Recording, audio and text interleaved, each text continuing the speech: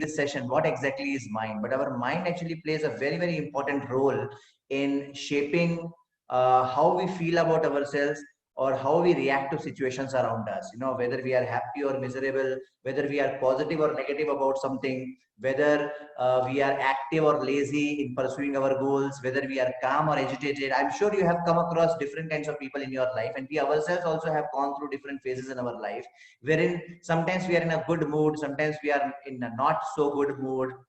So all these things, we somewhere or the other, knowingly or unknowingly, attribute to our mind, right? And we believe that actually mind plays a very, very vital role in shaping the way we live our lives.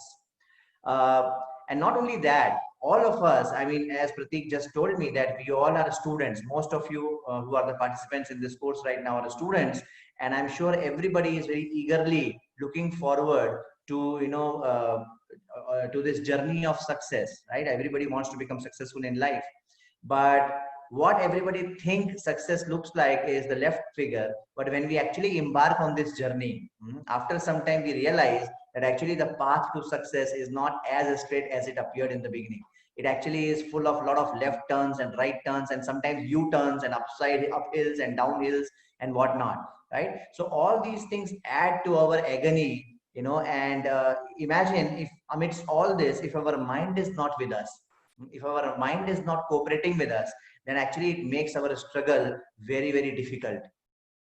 And one of the most important things which mind does to distract us, from the path to success, is by distracting us. So I'm sure you all have heard of this WOMD, right? WOMD means weapons of mass destruction, right? But here we have, just changed the acronym a bit to mean weapons of mass distraction, be it Blogger, Facebook, Twitter, WordPress, YouTube, WhatsApp, all these things.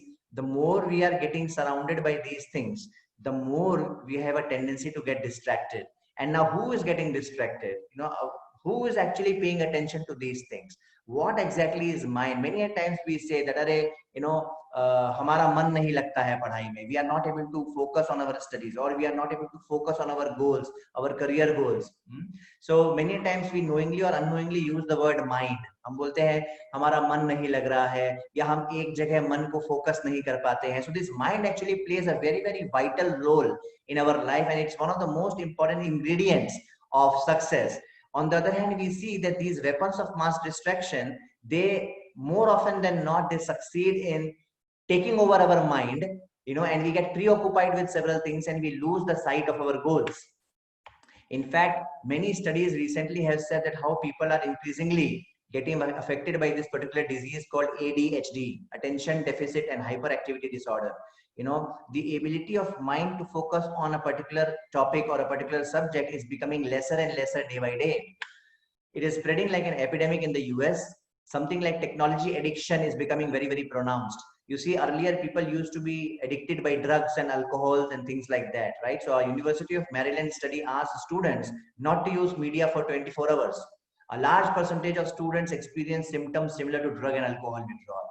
Just imagine. So what this means is that, let's say there is a drug addict, right? Now, if you take these drugs away from a drug addict for 24 hours, he will actually go crazy. He will try to do everything possible under the sun to actually get those drugs. He will undergo very, very difficult and challenging symptoms, right? That's what is called as withdrawal symptoms. Now, people have found, this study has found, that when you keep yourself away from a screen, when you keep yourself away from this kind of social media or your smartphones and all that, people have started exhibiting these kind of withdrawal symptoms very much similar to drug addictions and things like that. And that's why this is becoming a very, very severe challenge in today's world. 38% students say they can't go more than 10 minutes without using a digital device, right? So our concentration span, our focus span, our ability to remember something, it has drastically reduced, and all this is affecting the noble goals which we have, the journey towards success. In fact, there is a recently coined term called phantom ringing. If you are wondering why I have put the photo of phantom here, there is a recent concept called phantom ringing, which basically what it means is, even though your phone is not ringing, you kind of imagine that your phone is ringing, and you have a tendency to every 1 minute, every 2 minutes check your phone, either a notification or a call or something like that. That false ringing in your mind is called as phantom ringing. So there is no end to the list of problems, which are being created in mind. The mental problems, they're only on the rise in today's world of science and technology, and the pandemics like COVID and all that, they add to our pains. And as we all know, distraction is the number one enemy of success. It's the biggest enemy of success. Key to success is focus and commitment. And where does this focus and commitment come from? This focus and commitment, mind plays a very, very key role in being able to focus on something, just like the sun's rays. So imagine, I'm sure each one of us, when we were kids, we have done this, little experiment at our homes, wherein we have tried to keep a paper under the sun, and we try to focus sun's rays at a particular focal point, and then that particular point starts burning. I'm sure many of us may have done this at our homes, right, when we were kids. Now, what happens due to the magnifying glass? If the magnifying glass is not there, why will the paper not burn? The paper will not burn because the rays are all scattered. They are all, not focused on a particular point. They are not concentrated. But the moment we put a magnifying glass and we adjust the distance in such a way that the rays all converge at a particular focal point, then the paper burns, right? That's the power of focus. Similarly, when our mind loses the ability to focus, just like ability to focus is akin to success, similarly, inability to focus actually takes us away from success. And that's why it is said that even best talent can become useless if distracted. We may be the number one batsman in the world. We may be the number one champion, Olympiad or, NTSC or whatever, we may be the number one scholar of something. But at the time when it is most needed, in the need of the hour, if our mind does not cooperate with us, then that best talent can actually be rendered useless. If you have to just consider this with an example, imagine there is Virat Kohli facing the first ball of the match, and let's say it's an India-Pakistan final match or whatever, and all eyes are on him. And he is also very eagerly looking forward to hit the ball left and right, because that's his area. It's not that, you have handed over a pen to Virat Kohli and you are asking him to solve some integration problem. No, that's where if he sweats, it's normal, right? You have asked him to hold a pen and you have asked him to solve an integral problem. If he sweats there, it's perfectly acceptable. But he's holding his favorite equipment, the bat, and he's on his favorite arena, his favorite ground, cricket ground, and he's doing something which he loves the most. And then if he starts shivering, if he starts getting distracted, if he is not able to focus, then no matter who one may be, he is actually bound to be bold and bound to meet the failure. So even the best talent can become useless if distracted. Therefore, it is so important for us to understand, to have some self-awareness, and to understand how the system of this body and mind works. Because we cannot afford our mind to not cooperate with us. We may be busy. In fact, I would like to share a real life experience. I was counseling one student once, and he was very, very passionate about, cracking CAT. Right. So he prepared 1 year, he could not go through. He prepared second year, he could not go through. He prepared third year, he could not go through. And after 3 years of preparation, now by this time he was so expert in, the entire CAT syllabus, that now for the fourth time, he was pretty confident of cracking it. Right.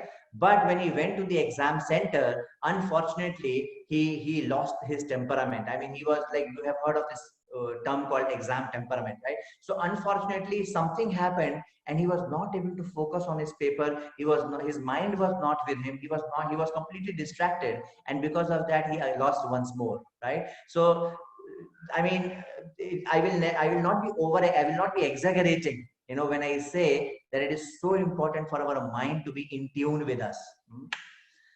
And if that is not enough, that's just one aspect of it, right? So first I talked about the stress which the pandemic like COVID and all brings, the change in our lifestyle, the change in the external situations, number one. Then I talked about how, mind is very key element, which becomes the target of distraction, and thereby, affecting our goals. And now the third point which I'm talking about is that many times, because of this competitive atmosphere, because of the challenging syllabus, because of the workload, like in IITs, I'm sure so many of you are currently attending from IITs here. So, you have assignments after assignments, quizzes after quiz. The professors show no mercy, and there is so much workload that our mind sometimes it actually comes under a lot of stress. People undergo depression, people undergo trauma, people undergo phobia and whatnot.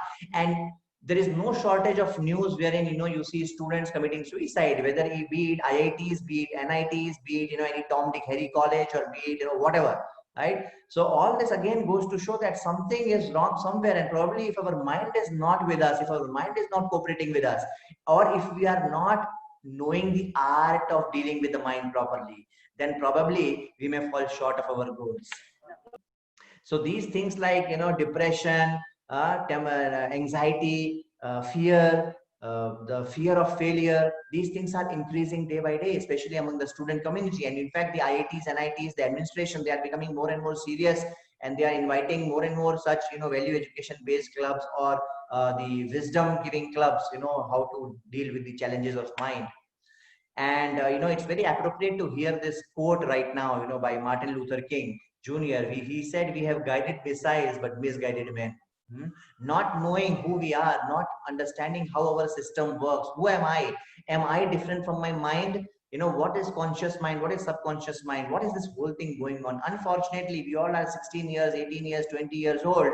We all have learned so many things in our life, but unfortunately, nobody has ever told us some very, very fundamental things of life. And without understanding those fundamental things, there is no surprise that we, meet certain challenges in life and we are not able to face those challenges. So we have guided missiles, but misguided men.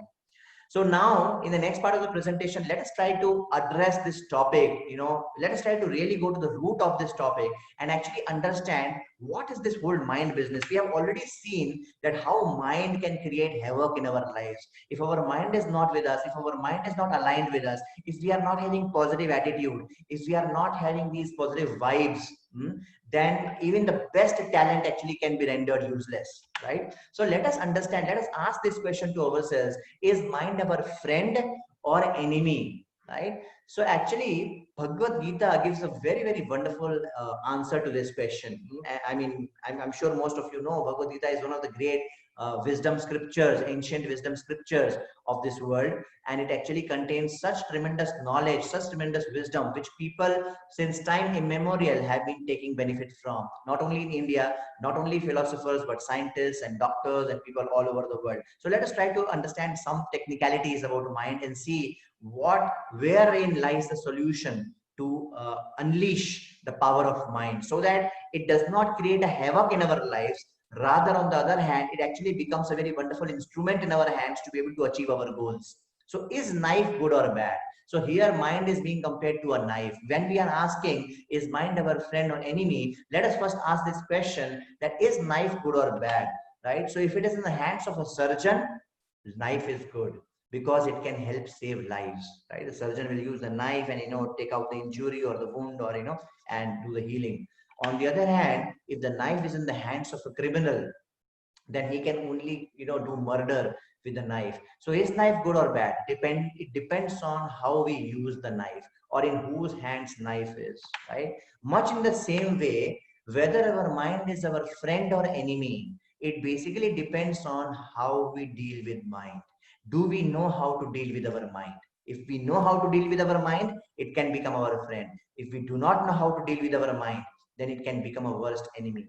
And to be able to better appreciate this point, let us now get deeper. So we all are engineers and scientists, going to be engineers and scientists, and we all have a habit of trying to study everything in a very, very scientific and a very objective way, right? So before we can actually get into the solution aspect of how to deal with mind, how to unleash the hidden power in mind, like just to give you an example of how much power is stored in mind. What do you mean by mind power? I'm sure you may have come across some mystic yogis. I mean, at least on Google or somewhere, you must have seen that there are people who, by their mind power, can do wonders, right? So just to appreciate this point, imagine there is an iron hammer, एक लोहे का हथौड़ा. If there is an iron hammer, how much power does it have? Actually, it has a lot of power, because if I, bang the iron hammer on this laptop, it'll all be, it can be made into a chutney, right? The iron hammer. Now, iron is very gross. Gross iron has so much power, right? That the iron hammer actually it gives me a lot of power. Let us go deeper. Let us go subtler. If I go from gross iron, if I go to the level of atoms, If I go to the level of atoms, we are able to unleash much, much more power. What do you think is more powerful, an iron hammer or atom bomb? Right? An atom bomb is far more powerful than an iron hammer. An iron hammer probably could do some local damage around my desk here, but an atom bomb can actually destroy an entire city. We all know that infamous incidents of Hiroshima and Nagasaki. So imagine what is happening when we are going from the gross iron, the gross level of matter, when we are going subtler, when we are going deeper to the level of atom, then we are able to unleash much more power, right? And when we go from the level of atom to the level of nucleus, right? I'm sure each one of us know what is the nucleus, right? So when you go from the level of an atom to the level of nucleus, it gives rise to something like nuclear weapons, which actually which is power packed with much, much, much, much more power. Nuclear weapons are far more destructive than atom bombs, right? So see what is happening. Try to appreciate what is happening. When we are going from gross to subtle, we are able to unleash more and more power. Similarly, when we go from this gross matter, when we go even further down, when we go even subtler, subtler is the mind. Mind is very subtle. When we go to the level of mind, which is much more subtle than gross matter or atom or nucleus, then you can probably extrapolate at how that we can unleash so much more power. And that is what our scriptures actually say. They say that we have three levels of our existence. On the external, we are this body on the external, right? Whatever we can touch, feel, and see, that is our external self. Then we have our intermediate self. Our intermediate self is made up of mind and intelligence. That's the thought processes, that's the feelings and the experiences, and that's the decision making faculty. And the inner self is the source of consciousness. That is what we call as soul, the spirit, right? So these are the three levels of our existence. And now you may be wondering, where is mind coming into picture? So the mind is coming into picture in the intermediate self, right? So unless we have this knowledge of self-awareness, we will not know how to use this body-mind vehicle to reach our destination, right? Imagine if each one of us are given a car, and that car is given to us to be able to go to office on time, to be able to go to college on time. But if we do not know how the car works, if we do not know how to keep the car in good shape and condition, then no wonder that maybe after a few days we'll only become frustrated. On the other hand, if we understand the mechanism of this body mind vehicle which we have, then we will be able to achieve our goals and proceed on this journey of success in a much better way, right? So let us now zoom in into this intermediate self, which I said is made up of mind and intelligence. Let us try to understand the mechanism of mind, right? So those of you who are from computer science background, or I believe even if you are not from computer science background, I'm sure this is something which everybody knows now in the world, that you have input devices, right? Like keyboard and mouse are like input devices. So in our body, these senses, the five senses of eyes, nose, tongue, ears, and skin, you can think of them to be like input devices, right? Now through those input devices, mind is receiving inputs. Mind is like a database. Mind is like a file system or a database of what? Of thoughts, of past experiences, of unfulfilled desires, right? For example, in the past, when you have watched a particular movie, you have liked it a lot. Where is this experience stored? This experience is stored in the mind. And therefore, even though there may be exam tomorrow, your mind suggests you with an idea that, oh, come, let's watch a movie, right? Why? Because the last time you watched a movie, it had a very pleasurable experience, and mind has recorded and saved that experience. And therefore, the next time, whenever there is an opportunity, mind actually gives up these suggestions. It crops up these suggestions. So mind has only one role. It only keeps giving proposals to us. Mind keeps giving proposals to us. Oh, let's do this. Come, let's do this. No, let's not do that. Yes, let's do this. Mind keeps giving proposals. And the tendency of mind is to always distract us from the present. It is said mind is like a bird with two wings. One wing is of the past and the other wing is of the future. So mind either takes us into the past, maybe we are lamenting for whatever we have lost, or it takes us into the future wherein we are hankering for whatever we don't have. So mind has a tendency to distract us from the present, right? It is said past is history, future is mystery, present is the only present we have, right? So, and that's what mind does not like. No matter what you are doing, if you are studying, mind will distract you with play. If you are playing, mind will distract you with studying. Oh, I have not studied, I have not studied. So mind has a tendency to always take our focus away from the present. Either it will take us into the past, or it'll take us to the future. So you must have heard of people who do daydreaming, or who do procrastination, or who keep thinking about the past, who keep lamenting about the past, right? All these things are coming from the mind, who is acting like an enemy. So mind is like a database. Based on whatever is stored in the mind, it keeps giving us ideas. Oh, come, let's do that. Come, let's do that. However, now this is the key. This is the key. If you remember that intermediate self, I said it is made up of two things. Mind, that's not the only thing. Mind and intelligence. Intelligence is the decision maker. Yes, mind will keep giving us proposals. Mind will keep giving us ideas. Come, let's do that. But it is the intelligence's responsibility to decide whether to follow the mind, whether to accept mind's proposal, or to reject mind's proposal. Let me give you an example. Imagine you have an exam tomorrow and you are still yet to cover some 2-3 chapters, important chapters in the syllabus. Now, what will mind tell you? 99.9% without exception, mind will not tell, come, let's study. Mind never tells like that. Mind never worries about the current business at hand. Mind will say, oh, come, let's watch a movie. बहुत पढ़ लिया यार अभी, कल सुबह जल्दी उठ के पढ़ेंगे, एकदम सुबह 3 o'clock we will get up. Anyway, exam is at 4 o'clock in the evening, so सुबह उठ के पढ़ेंगे. Come, let's watch a movie. Mind will give this idea. Why will mind give this idea? Because mind knows the last time I watched a movie, it was a very happy experience, right?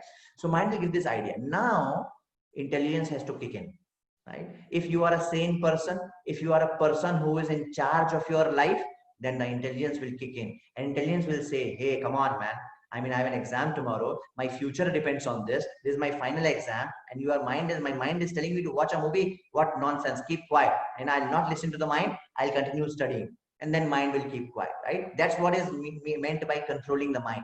But one who does not understand that, oh, there is this mind in our body, there is this intelligence in our body, we will not be able to decide like this. We will not be able to think so clearly like this. In some scriptures, this is also compared to a very wonderful, a nice analogy is given to compare this entire body mind mechanism, right? It is said that the 5 senses are like horses. You see, what was the title of this webinar? The title of this webinar was Controlling the Raging Mind, right? These 5 senses have been compared to like wild horses. The horses have a tendency to go in all different directions, and therefore if you really want to use those horses to go to a particular place like a vehicle, then you need to tie those horses with the ropes of mind. The ropes are being compared to mind here, but just tying them to mind is not enough, because then the horses will take the mind away with them, right? You need to have some driver to hold the ropes. That driver is called as intelligence. Intelligence is compared to that driver. And if you have this right combination wherein the senses are under the mind and the mind is under the intelligence, then you, the passenger, the inner self, the real self, will be able to sit on this vehicle very nicely and go wherever you want to go. You will tell to the body mind system to go left, they'll go left. You will tell it to go right, they'll go right.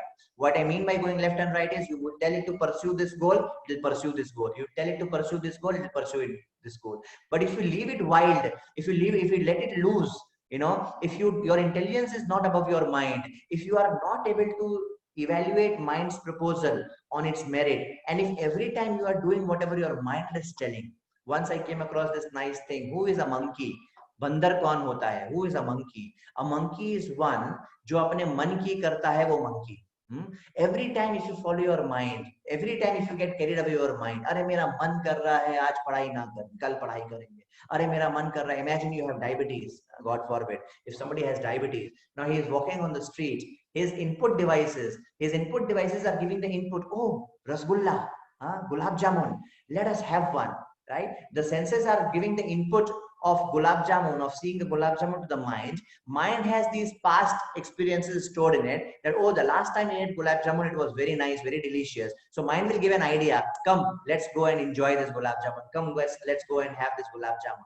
Now, if our intelligence is not very sharp, if our intelligence is not very strong, what will happen? We will say yes to mind's proposal, and we'll only worsen our disease of diabetes. On the other hand, if the intelligence is strong, if the intelligence is sharp, if the mind is under the control of intelligence, then intelligence will look at the proposal of mind. Oh, mind is telling to eat gulab jamun. But wait a second, I have diabetes. If I eat gulab, yesterday I ate 3 gulab jamuns. Now today I should not eat this gulab jamun. It is not good for me. I'll cut short my life if I do this. So no, I will not accept this proposal and I'll carry forward. I'll continue going straight. I'll not go to this sweetmeat shop. I'll not buy the gulab jamun. You see what has happened? Intelligence has kicked in, and if the intelligence is strong, that is one of the meanings of an intelligent person. Intelligence does not mean to become an ass carrying huge load of information on your head.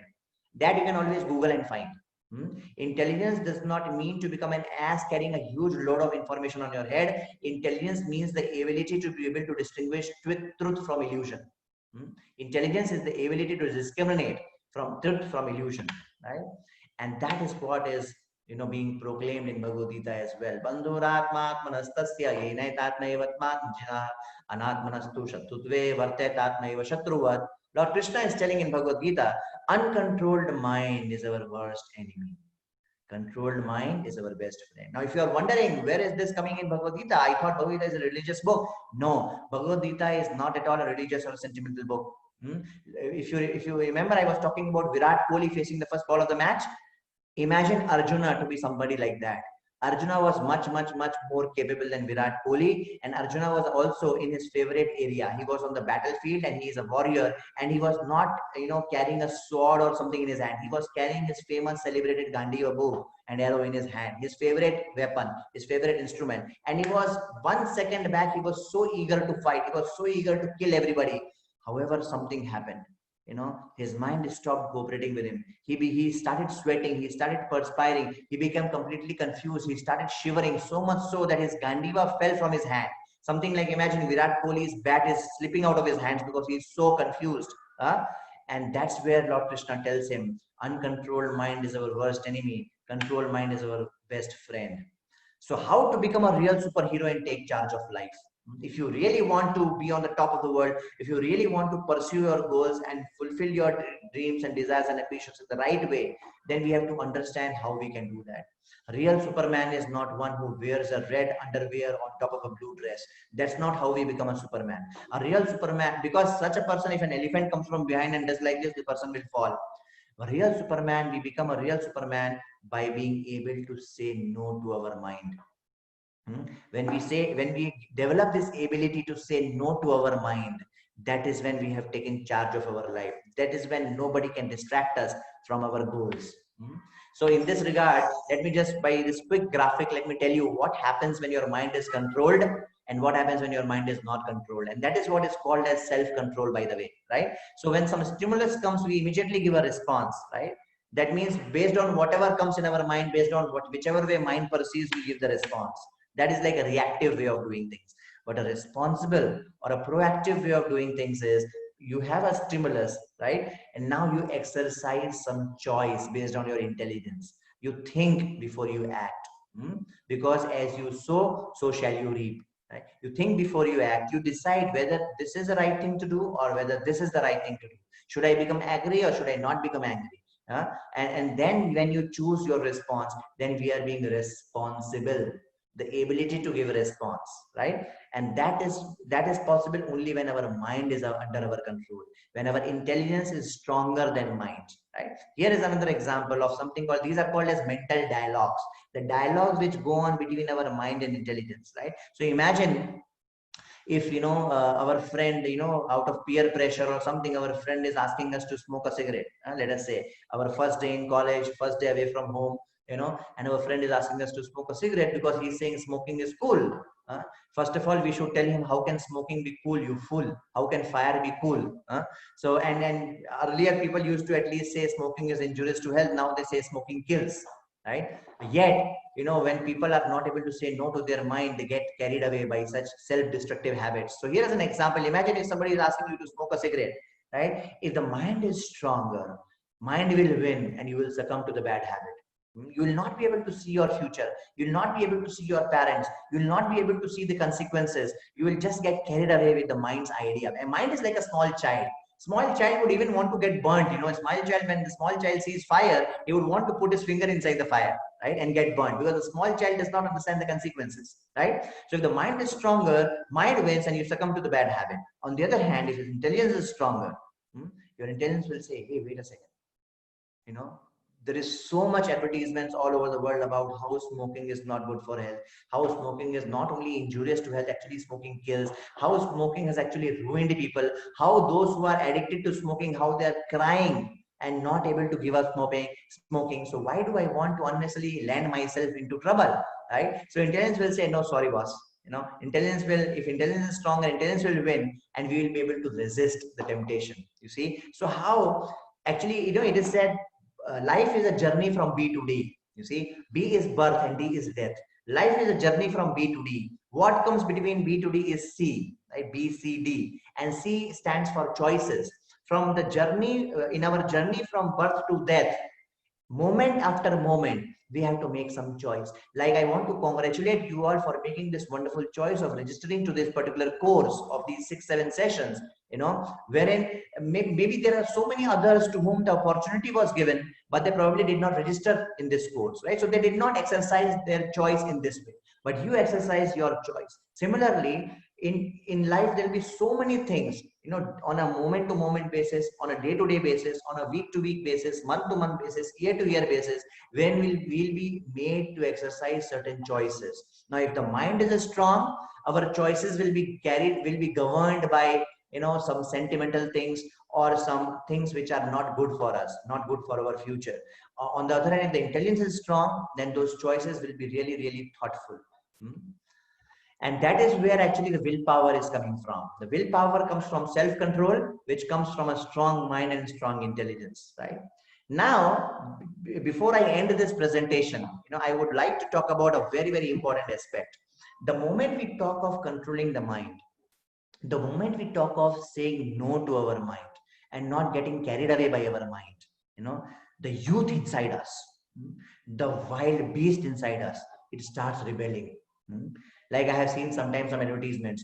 Instead of saying, I mean, the purpose of education is to bring out the best from within you. But unfortunately, I have seen some advertisements which say, bring out the beast from within you. I mean, just imagine how the entire civilization is going in a wrong direction. And therefore, no wonder that we are reaping the harsh consequences of such civilization. We have smiling faces all around, but we have crying hearts, right? Why? Because instead of trying to bring out the best from within us, we are trying to bring out the beast from within us, right? That's not what our life is supposed to be. But anyway, so the beast within us, the youth within us, the rebellion tendency within us says, hey, मैंने अपने बाप का नहीं सुना, मैं तेरा क्या सुनूंगा? I will never say no to myself.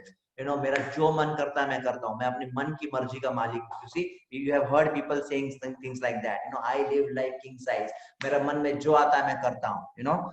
मैं कभी अपने को ना नहीं बोलता, right? I live life of no restrictions, no limits. Let us see what is the problem with this. The problem with this is that good advice or healthy restrictions are not against our freedom. We perceive them to be against our freedom, but actually they are not against our freedom. Rather, they are a prerequisite to our freedom. Let me tell you this with an example. Imagine there is a small child who is flying a kite, on the roof of his building.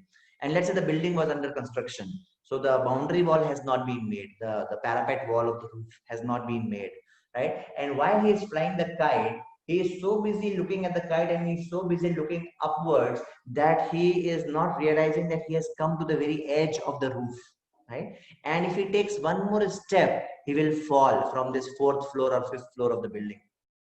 So his friend who is sitting behind, he says, "Oh, Ramesh, stop." And this child says, अरे मैंने अपने बाप का नहीं सुना, मैं तेरा क्या सुनूंगा? तू कौन होता है मेरे को रोकने वाला? मेरा जो मन मैं करूंगा. I keep flying the kite. What will happen? If he takes one more step, he will fall. And if he is lucky, he will lose his freedom to walk. And if he is unlucky, he will lose his freedom to live. In the name of being free, in the name of not listening to anybody's advice, in the name of not controlling himself, he thought he is becoming free, but actually he will only lose his freedom. If he is unlucky, he'll lose his freedom to live. And if he is lucky, he'll lose his freedom to walk, right? So by saying no, we don't lose our freedom. By saying no to our temptations and desires of mind, we don't lose our freedom. Rather, we are able to exercise more freedom in future. As another example, imagine a doctor prescribes certain medicines. And again, our dear friend, somebody say Ramesh, he says, I'm sorry, I hope there is no Ramesh in this call today. I just any coincidence or resemblance with any living or hypothetical figure is deeply regretted. But anyway, so imagine our friend Ramesh, he says, and the doctor gives some blue pills, some red pills, and some yellow pills, and says, take this in the morning, take this after breakfast, take this before breakfast, and whatever, don't eat this, and things like that. Our friend Ramesh says, अरे मैंने अपने बाप तो नहीं सुना, मैं तेरा क्या सुनूंगा, मेरा जो मन करेगा मैं खाऊंगा, जब जो जिस कलर का गोली मेरे को जब मन करेगा मैं खाऊंगा. If he says like that, in the name of being free, actually he's being foolish, right? Good advice or healthy restrictions are not against our freedom, they are prerequisite to our freedom. Not only that, when we learn to control our mind in this way, when we learn to subordinate our mind to our intelligence, and when we sharpen our intelligence with books of wisdom, just like these kind of sessions which we are attending, when we sharpen our intelligence, when we learn to make the right decisions, and when we learn to subordinate our mind under those right decisions, then we become empowered. We become that Superman which I was talking about, right? A controlled mind is our best friend. We are able to take charge of our life. How self-control empowers us? Let us come back to the kite example again, right? If any of you have an experience of flying a kite, you know that when you pull the string, what happens? When you pull the string, kite goes up, right? And when you cut the string, the kite will kind of do like this and fall down, right? Now, what is happening when you are pulling the string? You are kind of exercising certain restraint on the kite.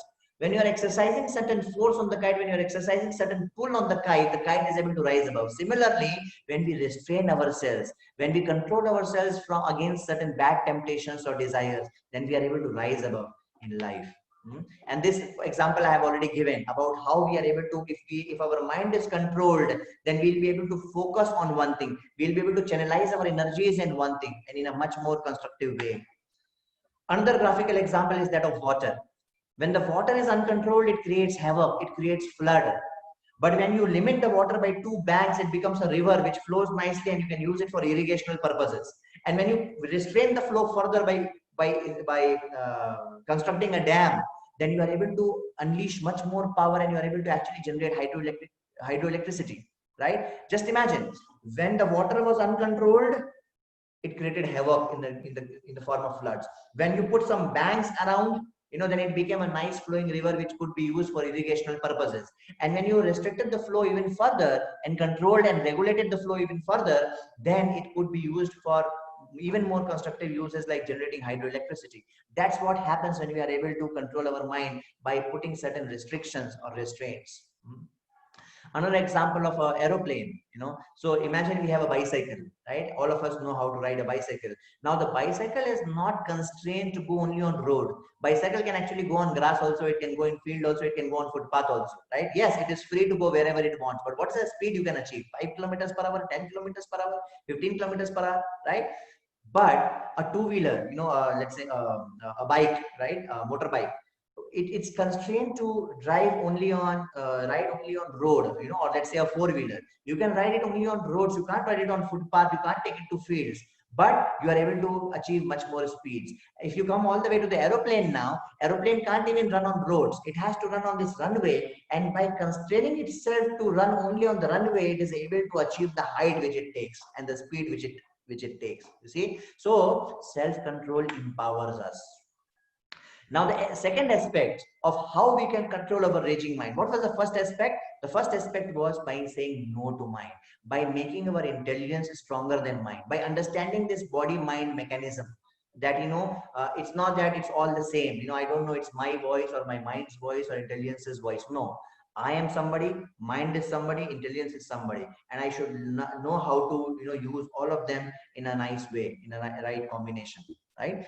The other aspect is that we have to understand that on what basis does mind gives these ideas. Remember, I said the mind is like a database of past desires, thoughts, and past experiences. So on what basis does the mind give us ideas? Come, let's watch a movie. Come, let's eat a gulab jamun.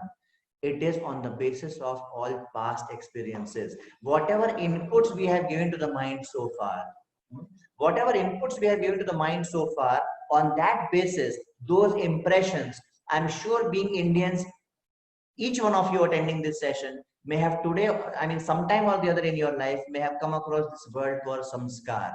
Maybe our parents must have told, Are, in Nalak, हमने क्या ऐसे क्या संस्कार दिए कि नालायक पैदा हो गया, maybe in a negative sense or a positive sense. I'm sure everybody must have come across this word called samskar. I used to always wonder as a child, what is this samskar? When people say, oh, he has very good samskar, or he has very bad samskar, or he's from a very good family, he has very good samskar. What does that mean? It means the impressions on mind, right? The environment in which we grow up, right? That creates a lot of impressions on our mind. So mind is like a slate, right? Whatever inputs we give, that is what we write on the mind, and whatever is written in the mind is what it proposes at later point in time. So if we give rubbish inputs to the mind, if we watch all kind of nonsense, pornography and this and that, or if we hear all kinds of nonsense, if we smell all kind of nonsense, if we touch all kind of nonsense, if we give garbage to mind, it is only a matter of time that maybe in 1 year or few months or 2 years or somewhere down the line in life, mind will only give those kind of ideas and proposals. So just like external hygiene is very important, internal hygiene is also very important. It's not enough to keep our surroundings clean. It's also very, very important, if not more, it is also equally important to keep our mind clean. And what does it mean to keep the mind clean? It means to keep it away from bad inputs. We have to watch our inputs, because that is what shapes our destiny. It is said, every thought, watch your thoughts, it gives rise to words. Watch your words, it gives rise to action. Watch your actions, it gives rise to habits. Watch your habits, it gives rise to character. Watch your character, it becomes your destiny. You see, so everything begins. And where do thoughts come from? Thoughts come from the inputs which we are giving to our system. So therefore, as a practical action item, see, real knowledge is never theoretical. It's not just about attending this seminar and then saying tata bye bye and going back to our business. No, real knowledge is never theoretical. Real knowledge is practical. You should be able to apply the message in your life. So one of the real action items here is that we should watch our inputs. We should not give bad inputs to our system. We should hear good music. We should read good books, some books which can give some wisdom to us, some values or some shastric wisdom from our ancient culture. We should watch good videos which can actually elevate us and not degrade us. All this is forming input. We should have good friends with us. Like I am sure we all know that a friend is known by the company he keeps, right? A friend is known by the company he keeps. So somebody said, tell me who your friends are, and I can tell you who you are. Right? Why? Because the friends, whatever kinds of friends I have, it is 99.9% guaranteed that that's the kind of inputs I'm giving to my system, right? And that's what will shape my future. So finally, I would like to end with this, that we are a combination of, actually our inner self is soul, we are soul, but our intermediate self is made up of mind and intelligence, and our external self is made of body. And if we really, really want to live a fulfilling life, if we really want to live a meaningful life, then we'll have to learn to harmonize body, mind, and soul, all three. We'll have to balance these three things. And I would like to share with you one interesting formula with which we can always remember this. That formula is HHH, right? Just like we have these AAA batteries, right? I'm sure you all have come across these AAA batteries. So now you can remember this triple H battery, HHH. What does that mean? We have to become healthy, happy, and holy. HHH. What is healthy? Disease-free body means healthy. So we have to become healthy. Our body should be disease-free. What is happy? Disease-free mind is happy. When our mind is not troubled, when our mind is under our control, when our intelligence is stronger than the mind, when we are not giving bad inputs to the mind, then our mind is disease-free. And that is when we become happy. And how do we become holy? When our soul is disease-free, then we become holy. I'm sure in the subsequent sessions, you are also going to, today we talked about mind. I'm sure in the subsequent sessions, we are also going to talk about body and soul as well. Right? So thank you very much. With this, I'd like to end, but let me do a quick recap of what we did so far so that we understand the flow of today's webinar. First, we talked about how mind can create havoc in our lives. Mind is a very, very important entity which we cannot underestimate. If we want to become successful, mind must be aligned with us. we want our mind to cooperate with us, because if it does not cooperate, it can create havoc in our lives. We saw the example of the dealing with tough challenges or situations like pandemic. We talked about examples wherein people undergo stress, depression, tension, and whatnot. We saw examples of distraction, which is the number one enemy of success. We saw examples of peer pressure or academic pressure or workload. Any reason, if the mind does not cooperate with us, it can create havoc in our lives. And in today's world, especially when there is these weapons of mass destruction and all these so many other things, it is these mental problems are on the rise. Then we saw that, oh, so is mind our friend or an enemy, right? And then we saw the example of a knife.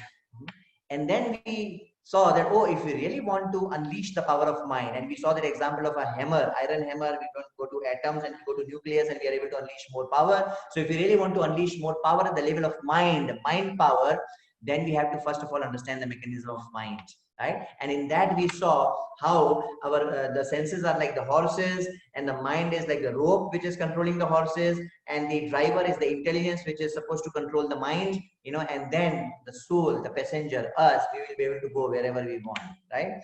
And then in that connection, we saw how it is so important to be able to say no to mind. That is when we become a real Superman. That is when we unleash the power of mind, when we are able to say no to mind, right? When the intelligence is stronger. And we saw so many examples of exam, watching a movie, of diabetes, eating a gulab jamun, and whatnot. We talked about the mental dialogues, right?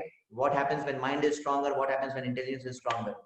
And then we saw one very important aspect, that the moment we talk about don't do this, or let us, no, I should not do this, no, I should not smoke, I should not drink, no, tomorrow I have an exam, let me focus on study, let me focus on my career, we are applying certain restraint on ourselves, right? When we are saying no to our mind, and then our youth nature or our beast within us, it kind of rebels, and it says that, hey, come on, why to put restrictions on myself? I will do whatever I want, I'll just get carried away by mind completely, I live life king size. Then we clarify that how, when we say no to our mind, when we apply some self-control, it is not against our freedom, but rather it is a prerequisite to our freedom. We saw several examples in that connection. We also saw that when we apply certain self-restraint like this, when we exercise self-control, then we also become powerful. Mind control empowers us.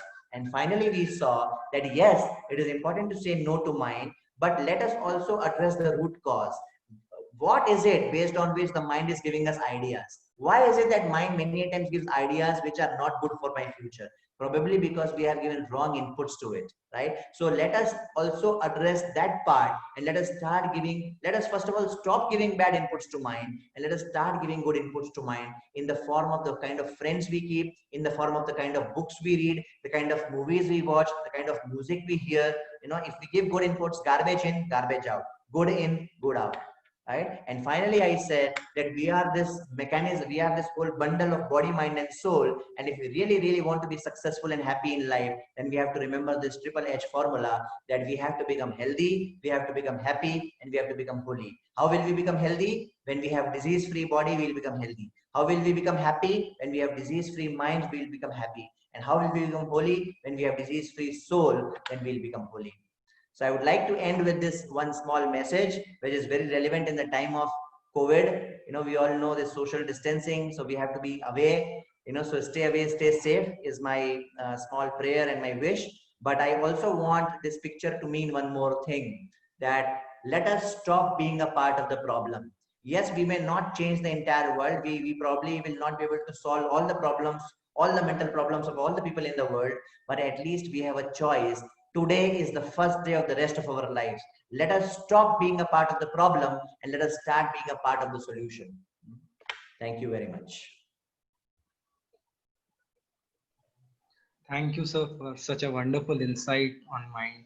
So I would request all the participants, if anyone if you have any questions, you can raise your hand and I can unmute you, or you can put your questions in the chat boxes. We have sir with us for a few more minutes. Yeah, I think for maybe next 10 minutes or so, we can have some questions or any comments anybody has. So, sir, I have one question.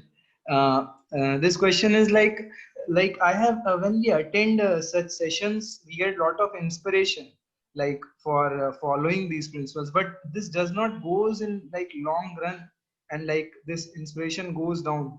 So, what is that thing like which with which we can like consistently practice what like we learn from these sessions? Okay, so this is a very good question. So you are saying that many times we hear some nice words of wisdom like this, and we get very inspired also, we get very impressed also, and we want to follow in our lives, but then probably after 1 day or 2 days or 3 days, we tend to forget, right? And then we Yes. are not able to, in a sustainable way, in a continuous way, we are not able to practice, right? Yes. So my answer is as follows. Point number one, we have to remember that life is not a sprint; it is a marathon. So yes, it is very, very important that whatever good instructions we receive, whatever good wisdom we receive, it's not enough to just follow them for 1 day or 2 day or 3 days. We have to follow them lifelong, because life is not a sprint, it is a marathon. Number two, success in life is not in the race won, but it is in the race run, right? So at least if we begin with acknowledging our problems, and if we begin with appreciating the solutions, then our honest endeavor to apply the solutions in our life also goes a long way. Success in life is not in the race won, but it is in the race run. At least we have to want to do the right things, right? Now we may probably fail and not be able to do the right things. That's probably okay, as long as we are strongly endeavoring and desiring to do the right thing. Three, so that we do not fail, so that we get the strength to keep doing the right thing, we have to sharpen our intelligence. Intelligence has two roles: discrimination and determination.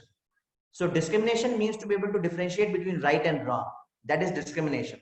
And determination means many times people know what is right, what is wrong, but they do not have the determination to do the right thing. They tend to get carried away by peer pressure. Like yesterday I came across a quote that, wrong is wrong even if the whole world is doing it, and right is right even if nobody is doing it, right? So to be able to have such determination that I will always stick to what is right, what is good, that is also a role of intelligence. So we have to sharpen our intelligence by taking wisdom, taking advantage of these wisdom scriptures like Bhagavad Gita. And fourth point in answering this question is that is where the role of association becomes very important. In today's age, we get strength not on our own individual capacity. We get strength by association. That is where you see everywhere you have associations in today's world, right? You have unions or you have associations. So if we can come together with like-minded people, like all of the participants, if they can make a group, right? Or maybe those from same college, if they can make a group, and if they can regularly come together, then with the help of each other, united we stand, divided we fall. So by the power of association, we can have the strength and the courage to be able to do the right thing and be on the right path. Thank you, sir. Sir, we have one question in the chat box. Yes. So question is how to stop overthinking and prevent from distraction. Again, a good question. So when you say overthinking, are you talking about, so overthinking can mean two things basically. It can mean procrastination, that okay, we keep thinking and we don't do it, or it may mean over analyzing something, right? So the answer to both could be that we have to understand, there is one nice shloka in Shubhashit which says, Nahi suptasya singhasya praveshanti mukhe mriga. Nahi suptasya singhasya praveshanti mukhe mriga. It means that if a lion, now imagine a lion is the king of the jungle. If the lion thinks that he will sleep whole day, hoping that the deer will automatically come in his mouth and he'll be able to eat the deer, that will never happen. Deer will never enter a sleeping lion's mouth. Nahi suptasya singhasya praveshanti mukhe mriga. Right? A deer will never enter a sleeping lion's mouth. Similarly, so that means the focus is on endeavor. Just by thinking, just by desiring, nothing will happen. We will have to act. We have to do our karma. We have to do our duties. We have to fight. We have to do our part. And then we have to leave the rest. So we have to think in the sense that we have to think enough to plan. Because those who fail to plan, they plan to fail. So we have to think. It's not that we don't have to think. Then you will be like a fool. Without thinking, you are just working hard. That's like foolish, right? So we have to think neither too much nor too less, so that we think enough to plan. And then once we have planned, we have to execute. We have to execute. Without execution, nothing will happen just by thinking. Sir, there is one more question. Yeah. It says how to accept past failures. Okay, very, very, very practical question, I must say. So first of all, we have to have a right definition of success in our life. Like I was giving some other seminar some other day, and I had shown a picture, which was like, remember in school days earlier, we used to have this first prize, second prize, and third prize, like first who stood first, who stood second, and who stood third, right? And in some schools there used to be this some kind of a staircase, like first, second, and third, just like in Olympics, they make the athletes stand, right, the first, second, third. So I came across a picture, which there was a child who was standing, who had come first, and there was a child who had come second, okay, and the child who had come third. So these three children were standing on those one, two, three wala, that staircase kind of a thing. And the child who had come second, he was happy about what he had achieved, and the child who had come first, he was crying that the other fellow is so happy, right? So many a times we have a wrong definition of success. We feel that, okay, coming first in the class, or getting something so and so, that is success. And therefore, when we don't get that, we lose all our hopes. We become so dejected. We become so frustrated and depressed. So we should have a right definition of success. Life is not a sprint; it is a marathon. Success is not in the race run; it is in the race.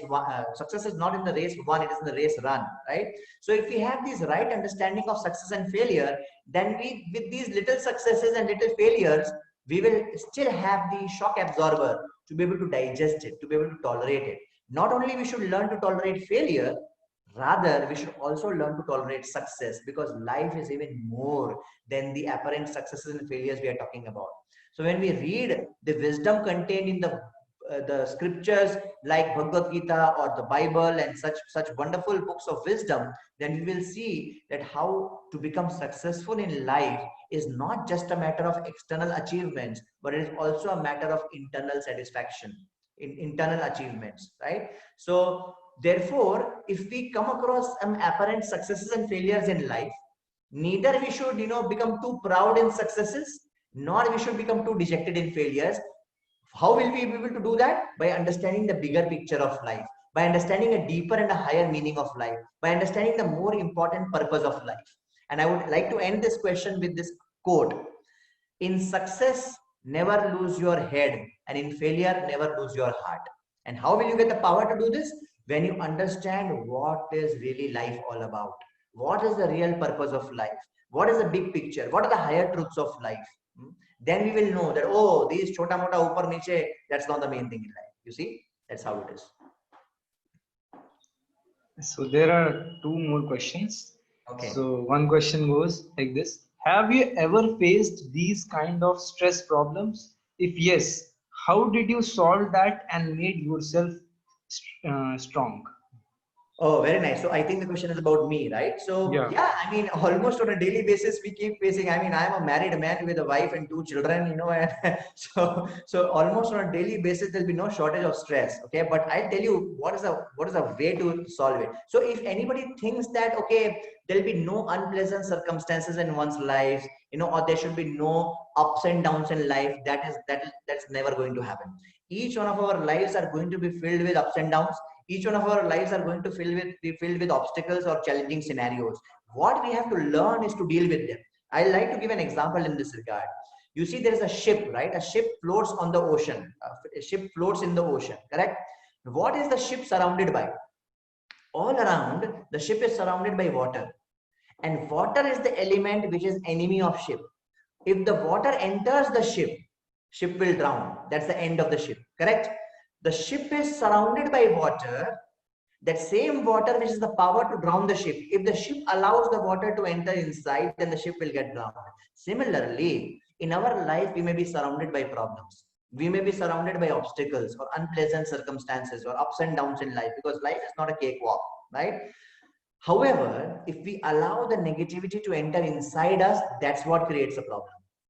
So we should live life like a lotus. And again, how will we be able to live life like a lotus? When we have the power of the wisdom of Bhagavad Gita, when we have the power of our practice of some good practices like mantra meditation and things like that, with a spiritual power, with understanding in our full intelligence, by understanding the higher picture, the higher truths of life, the larger picture of life, we'll get the power by which we'll not allow the negativity to enter inside us. And yes, whatever is the situation around me, I will deal with them in the best possible way. I'll do the needful.